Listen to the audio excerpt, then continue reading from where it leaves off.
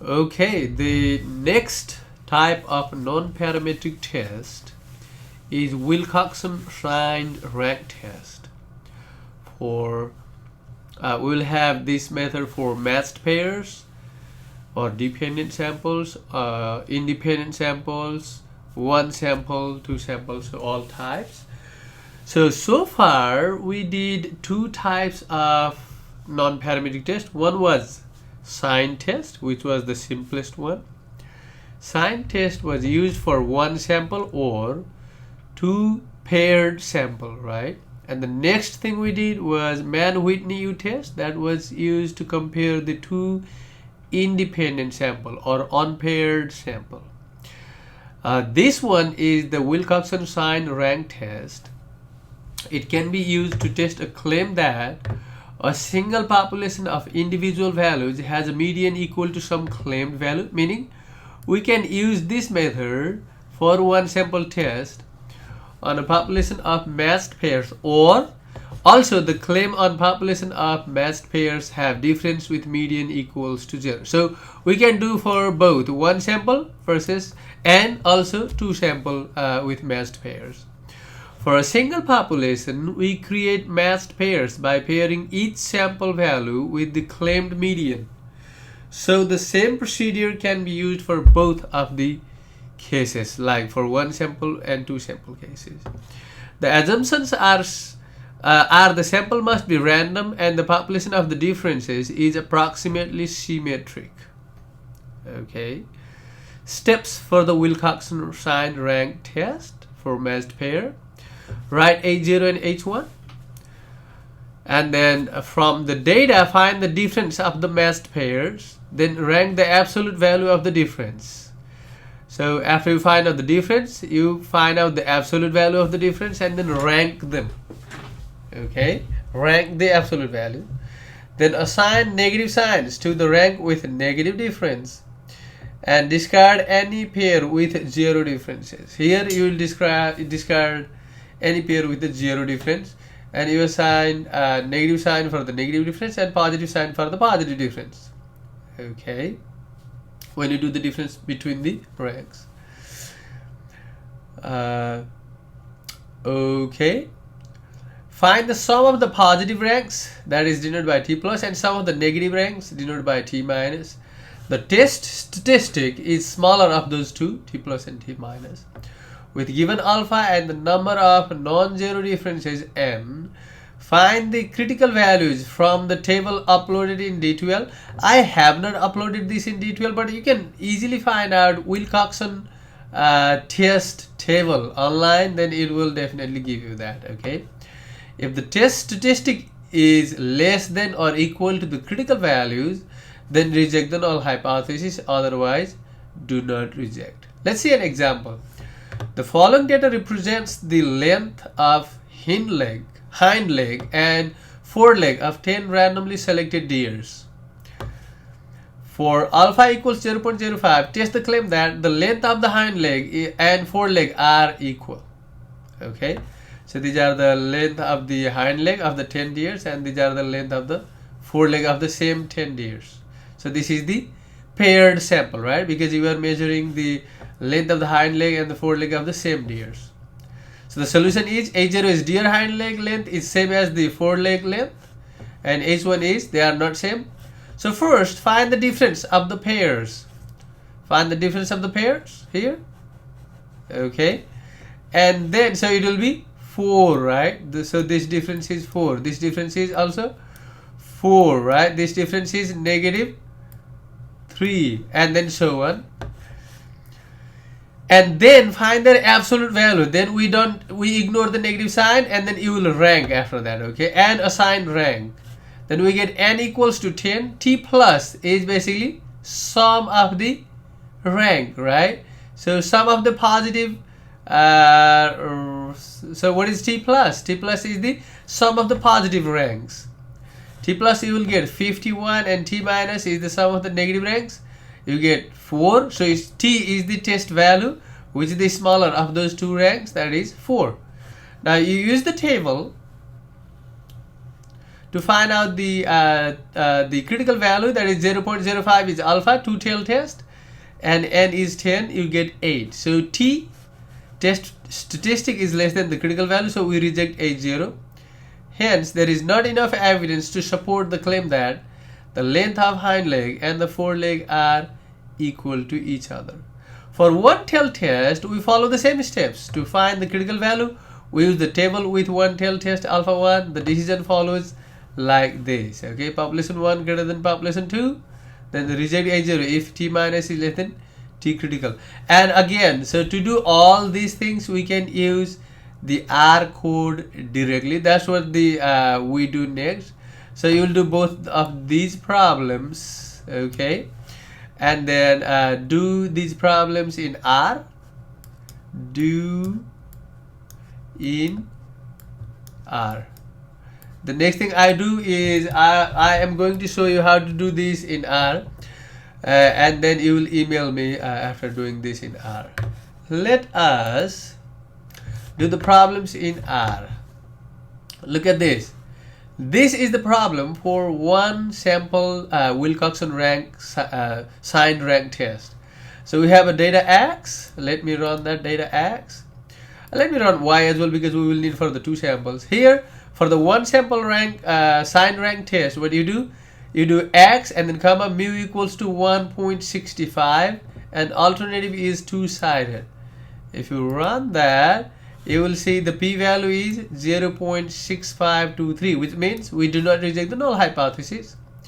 So test if the sample came from a population with median 1.65 or not. So this is basically the null hypothesis, right? The population came from the sample came from the population with median 1.65 versus the population did not come from the sample with median 1.65. That is the null and alternative hypothesis. From here we can see that the population actually came from the sample actually came from the population with median 1.65. That's what we say, because we reject the null hypothesis. For the matched pair case, you do Wilcoxon.test x comma y and then paired is true. You see that? And confidence level is 0.95. Let us run this. For the two sample test, you got p-value is less than alpha is 0.05, meaning we reject the null hypothesis, meaning that both of these samples came from different shaped population, meaning the distribution of the population of sample 1 and sample 2 are not the same. Okay, so what is the conclusion? The two paired samples have two non-identical population. Okay, test if the sample came from identical population or versus they don't come from the identical population. So here, since we reject the null hypothesis, so we can say that the population did not come from the identical population. Okay, so this is another way of doing the same problem. You can do x minus y, that is the difference, mu equals to 0. So you are checking whether the median equals to 0 or not for the difference. Okay, you will get the same conclusion here, 0.03906. So basically we got the same conclusion. So this is basically the alternative method of doing that. Okay, so the next thing we do is Wilcoxon rank sum test. This is for independent sample. Do you remember the Mann-Whitney test? This is same as that one. So Wilcoxon rank sum test is a non-parametric test equivalent to the Mann-Whitney U test. Okay, this test uses ranks of sample data from two independent populations to test the null hypothesis that the samples are from populations having equal medians. The idea of this method is if two samples are drawn from identical population and the individuals' values are all ranked as one combined collection of the values. It's similar to the Mann-Whitney. Then the high and low ranks should fall evenly between the two samples. If more low ranks are found in one sample, then there is an indication that the two populations have different medians. The only assumptions this method has is the samples must be independent random samples and each sample has more than 10 values. So we did not have this assumption greater than 10 values in the Mann-Whitney test, right? If sample size is more than 10, then this method is good to use. So what are the steps? Is write down H0 and H1, combine the two samples as a single and rank them from smallest to largest. Find the sum of the rank of either one of the two samples. and find R, sum of the ranks of one sample. So you can say sample 1, consider sample 1 and find the sum of the ranks on that. And find out mu R, that is the mean, you can think, using this formula, and sigma R using that formula, where N1 is the size of the first sample and N2 is the size of the second sample. So N1 is basically size of the sample with the sum R, okay. Find the test value using this formula, and based on alpha and the tails, find the critical value using normal distribution. To find out the critical value, you use the normal distribution or the Z table, okay. And if the test statistic T falls in the critical region, reject null hypothesis, otherwise do not reject. Let's look at this example. Again, this is the problem done by hand, but usually you don't use hand. We use R to do this, okay.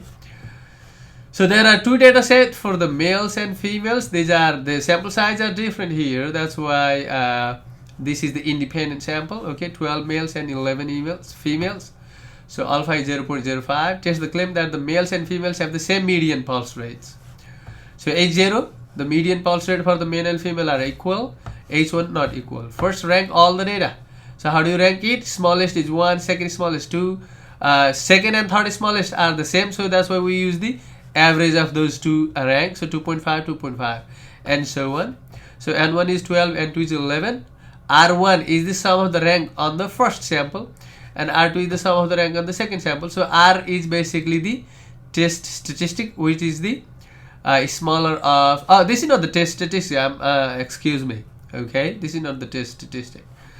So after we find out R1 and R2, R is the smallest of those, and then mu R, use the mu R formula to find out mu R, and then sigma R, you use those formula to find out mu R and sigma R.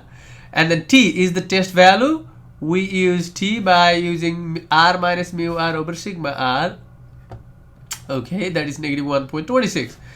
Now alpha is 0.05. So two-tailed test, you can use P norm or normal CDF, 2 times P norm or 2 times normal CDF, and you find out the critical value like that.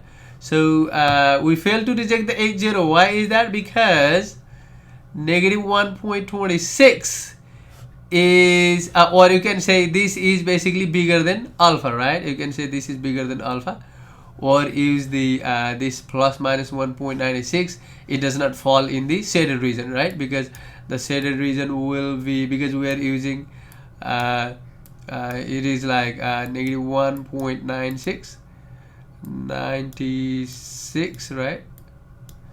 And then positive 1.96. So this falls right somewhere here, right? So negative 1. So test value fall in the unshaded region. This is one method. The other method is the p-value method, you can say. So from the p-value method, you can say that the p-value is greater than alpha. So we do not reject the null hypothesis. We fail to reject the null hypothesis, right? So these are the homework problems for the Wilcoxon rank sum test. So Wilcoxon rank sum test is basically same as the Mann-Whitney test. So let's do the Wilcoxon sign rank test for the matched pair versus unmatched pair, right? Basically two unpaired groups, independent samples. So exactly the same code as we had here, only the difference is instead of pair equals to true, you write pair equals to false. Everything is same. We have the same x and y. So here you get the p-value is 0.1329. So so it is independent sample, okay. So what you see is p-value is greater than alpha, meaning you do not reject the null hypothesis, okay. And so the Mann-Whitney test is same as the Wilcoxon rank sign test, a rank sum test, or these are either or, okay. If you do that, x and y paired is false, independent sample, and exactly the same code, only the paired is false. So we got the same thing here, meaning either way we do not reject the null hypothesis, meaning that the median of those two data set x and y, the median of the population on those two population of those two data set are basically equal. So this is how we do the Wilcoxon sign rank test, or Wilcoxon rank sum test. Okay, thank you.